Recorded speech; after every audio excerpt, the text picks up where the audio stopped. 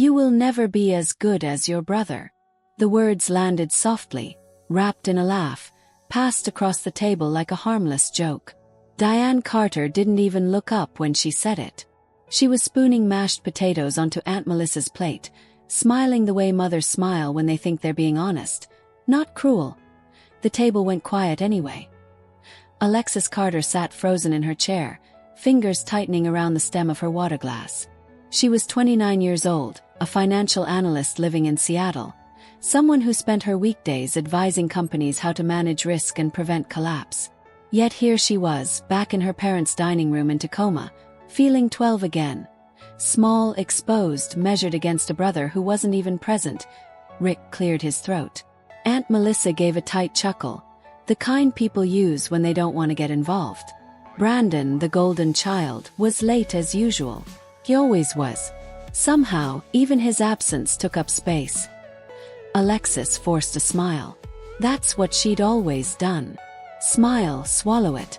Let the comment sink quietly into her chest where it would join all the others. You're too sensitive. We're just joking. Why can't you take a compliment the way Brandon does? But something had shifted tonight. Maybe it was the drive down from Seattle, replaying old bank notifications in her head. Maybe it was the fact that she'd paid her parents' electric bill that morning before boarding the ferry, just like she'd done so many times before. Or maybe it was simply exhaustion. Years of being dependable in silence while being treated like a disappointment out loud. Diane finally looked up.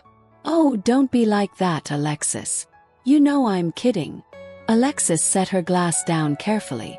The clink echoed louder than it should have. No, she said. Her voice surprised even her. Even. You're not. The table stilled again. Rick frowned. Alexis.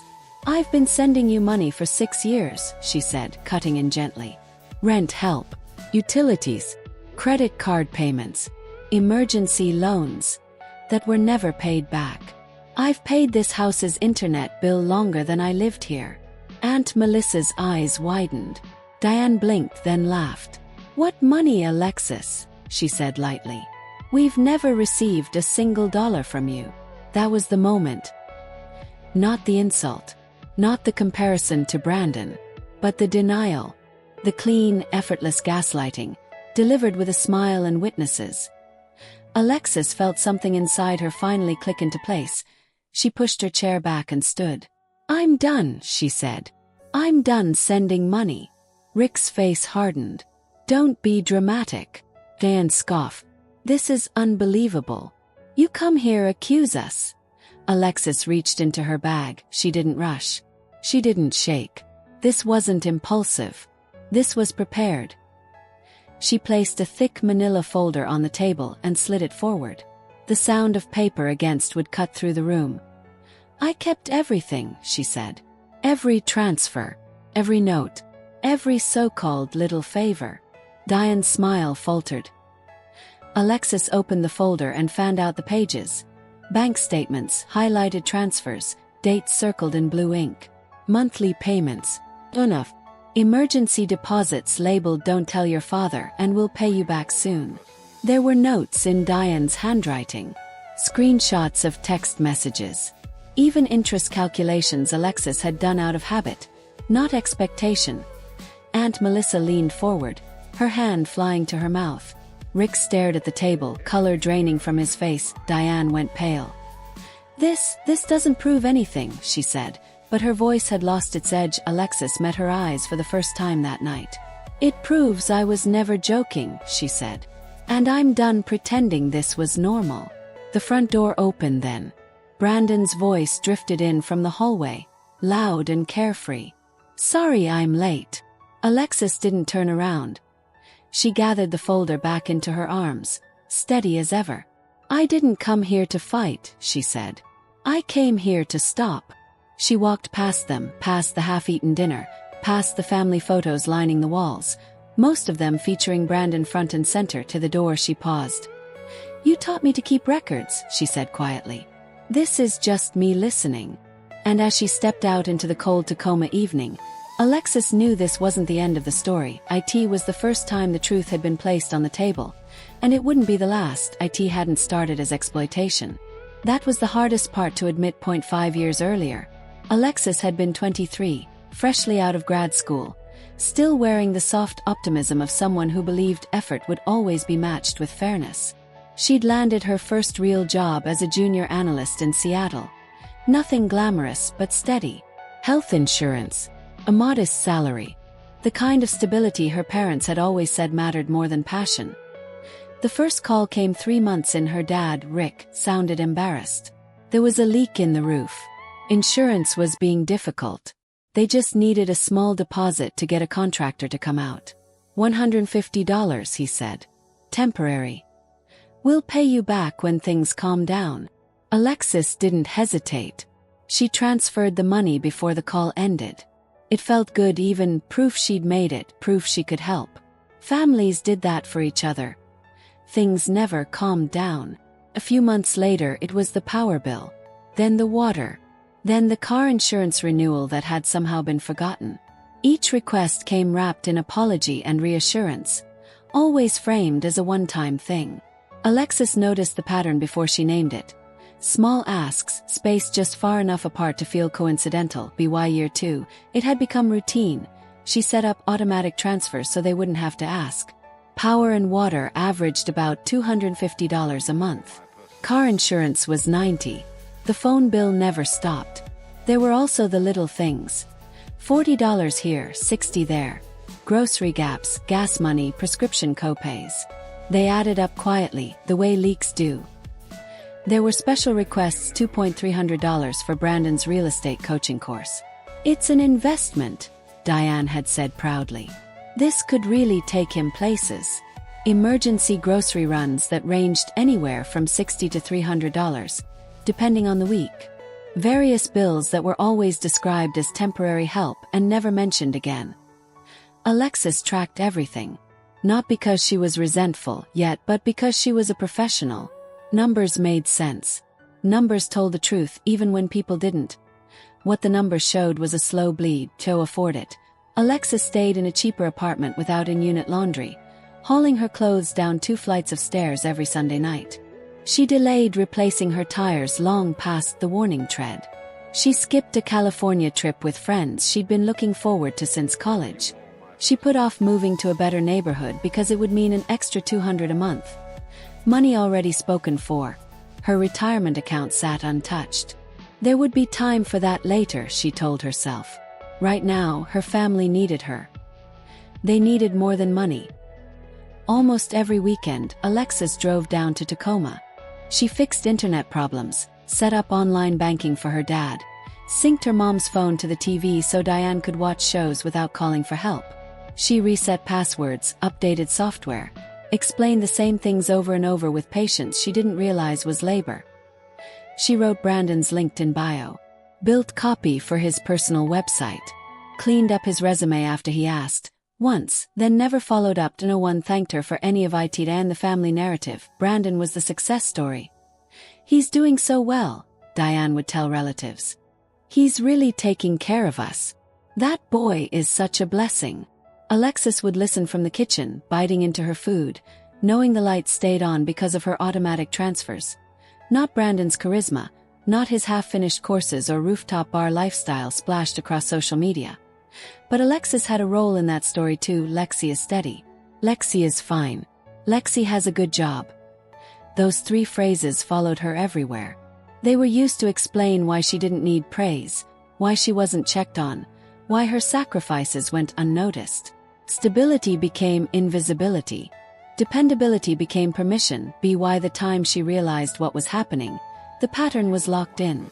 Every month, money left her account before she could even consider herself. Every family gathering reinforced the lie that she was merely supporting from the sidelines while Brandon carried the spotlight. She told herself it was temporary. She told herself it was love. But sitting at that dinner table years later, watching her mother deny the transfers entirely, Alexis finally understood the truth. She hadn't been helping, she had been holding everything up, quietly, completely, and being erased in the process. And once you see that clearly, you can't unsee it. Alexis barely remembered pulling out of the driveway to by the time she merged onto I-5 North, The house in Tacoma had already shrunk into a smear of porch light and shadows in her rearview mirror. Her hands stayed tight on the steering wheel, knuckles pale, jaw locked. Traffic moved smoothly, indifferent to the fact that something irreversible had just happened inside her, halfway past Federal Way. Her phone buzzed. She didn't look at it at first. She already knew who it was. The next red light. She glanced down. Mom, can you grab groceries this week? We're out of basics. Also Netflix bounced again upside down face red heart. Alexis stared at the screen. Less than an hour earlier she'd been told, at a table full of witnesses, that she would never be as good as her brother. Her financial support had been denied outright. And yet here it was again, the familiar rhythm. Humiliation followed immediately by expectation. The heart emoji felt heavier than the insult. Something inside her tilted. Not snapped, not exploded, but shifted, the way a picture frame goes crooked and you suddenly can't ignore it. She didn't reply. She drove. When she reached her apartment in Seattle, she didn't bother turning on the lights. She kicked off her shoes, dropped her bag, and went straight to her laptop. No pacing. No crying. Just motion. She opened her banking app. Just check, she told herself. Just to make sure you're not crazy. Work habits took over before emotion could catch up. She exported 5 years of transactions into a spreadsheet. Fingers moving fast, familiar. Filters. Search terms. Her parents' names. Memo lines she recognized instantly. The categories appeared almost on their own. Utilities. Car insurance. Phone bill. Groceries. Brandon's course. Brandon's gas. Row after row populated the screen. Alexis leaned back in her chair as the total calculated itself. $26, $7.50. That was just what was trackable. It didn't include the cash she'd slipped into her mom's hand at the grocery store because it felt rude to Venmo $15. It didn't include the time she'd filled her dad's tank without thinking. The dinner she'd paid for because, you make more than us. The small purchases charged to her credit card and never mentioned again. She stared at the number until it stopped feeling abstract. $26,750. She could have bought a car. She could have put a down payment on a house. She could have funded a retirement account instead of telling herself there would be time later. Work. If someone tried to pretend a number like that didn't exist, Alexis knew exactly what it would be called. Denial. Or manipulation. Sometimes both. Her inbox chimed. Subject. Family finances was from her dad. She opened it to find a blurry photo of stacked bills attached sideways, the edges cut off. We should all sit down Sunday and talk about how everyone can contribute regularly, Rick had written. Bring your checkbook. Alexis let out a sound that wasn't quite a laugh. There was no acknowledgement of what she'd already contributed. No recognition. Just audacity, clean, casual, unquestioned. That was when the plan stopped being emotional and became professional. She opened a new folder on her desktop. She named it Receipts. What followed took less than an hour. Banking records. Email confirmations. Text messages asking for help. Promising payback. Thanking her briefly before asking again. Payment confirmations she'd forgotten existed until she saw them lined up neatly on her screen. She downloaded PDFs.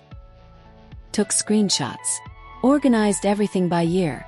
The way she did for clients whose livelihoods depended on clean documentation. 5 years, laid out without commentary. Work the next day. During lunch, she printed everything. The hum of the office printer felt almost meditative. She hole-punched the pages, slid them into a plain black binder, and pressed the cover flat to end block letters. She labeled the front.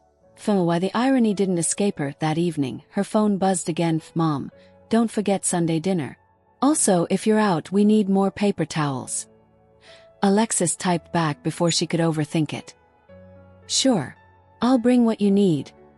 She set the phone down and closed the binder carefully, aligning the edges.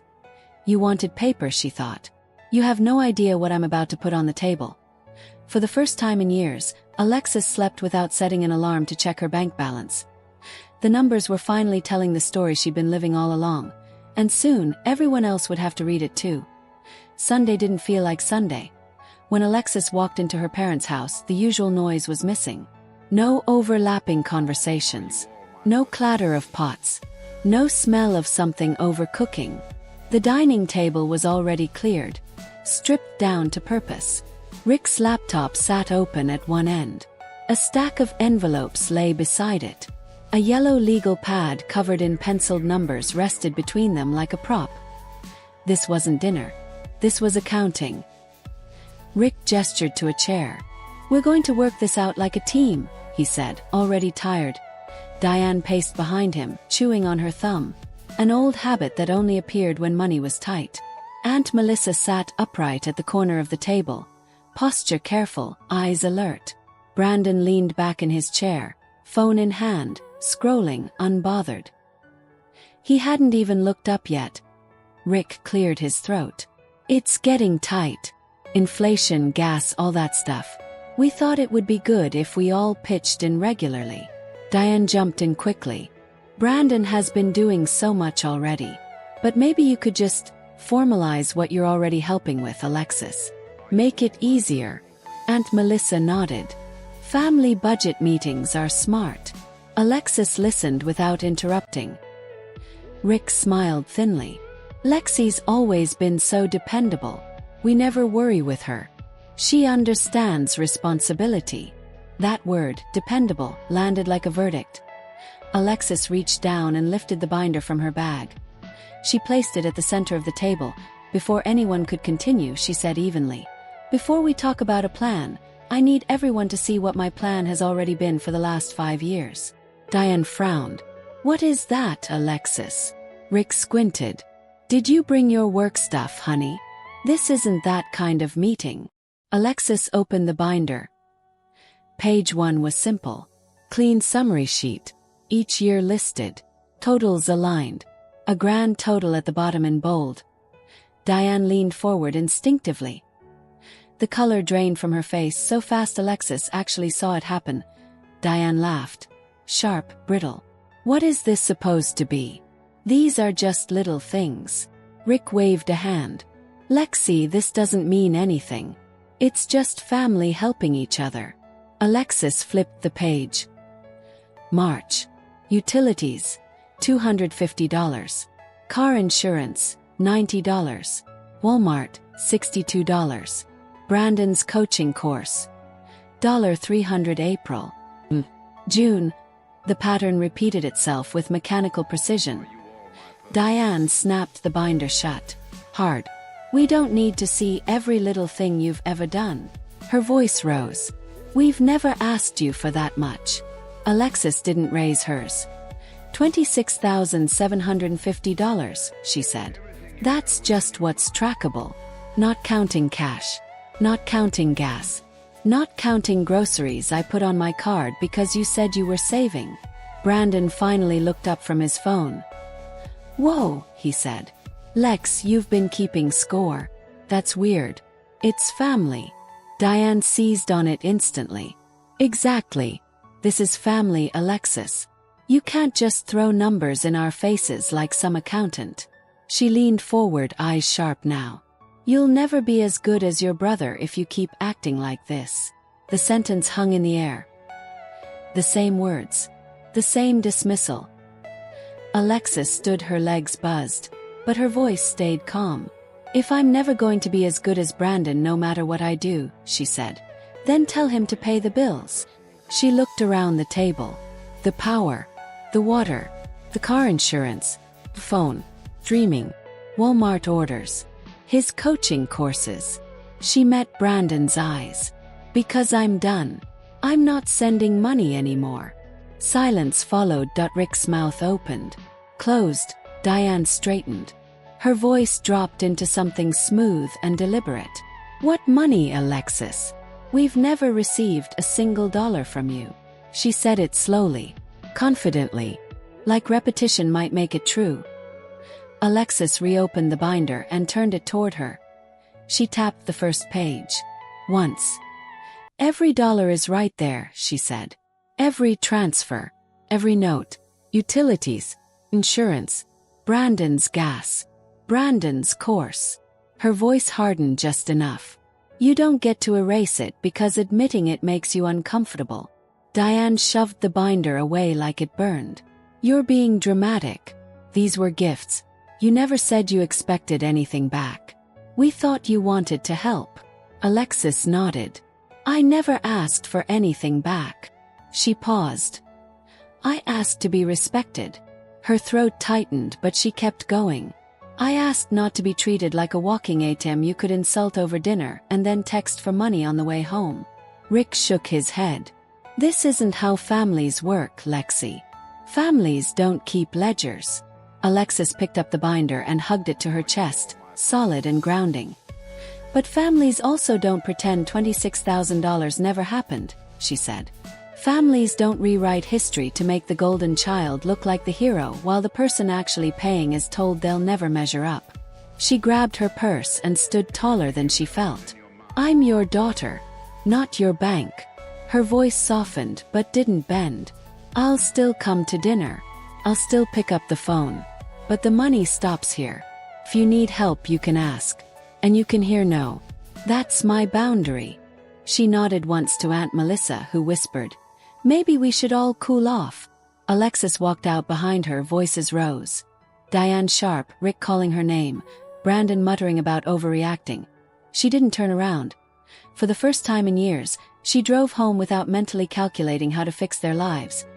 The ledger was closed. Alexis's phone started buzzing halfway up the highway, not once, not twice. Constantly, by the time she passed the city limits, the screen looked like it was glitching.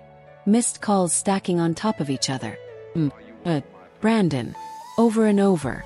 She flipped the phone face down on the passenger seat and kept driving. The first voicemail came in before she reached home. Her mom's voice was high and shaking, pitched somewhere between fury and disbelief. Alexis, how could you embarrass us like that in front of your brother and your aunt? You made it sound like we're using you. We're your parents. We're allowed to ask for help. 5 minutes later, another one. This time Diane sounded angrier, sharper. If you wanted appreciation, you could have just said something. You didn't need to make a scene and start waving papers like some lawyer. This isn't a courtroom. This is family. Alexis listened without pausing the car, hands steady now, chest oddly hollow. Her dad's voicemail came next. Tired. Disappointed. The voice he used when she'd failed some invisible test. That was uncalled for.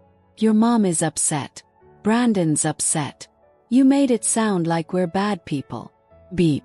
Nobody forced you to send money. Chose to. That's not a debt. That's you being generous.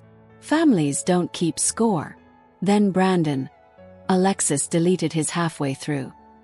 Seriously, Lex, what the hell? Who prints out 5 years of bank statements? That's psycho ex-girlfriend behavior. It's a couple $1,000. Get over it. You made mom cry. She turned the phone off after that. For a few days the messages slowed. Then they changed. The outrage softened into something more dangerous. Mom started texting again late at night. I really think you're exaggerating those numbers. It couldn't have been that much. You must have added wrong. You're stressed. That's why you're seeing things this way. Alexis stared at the texts, jaw tight.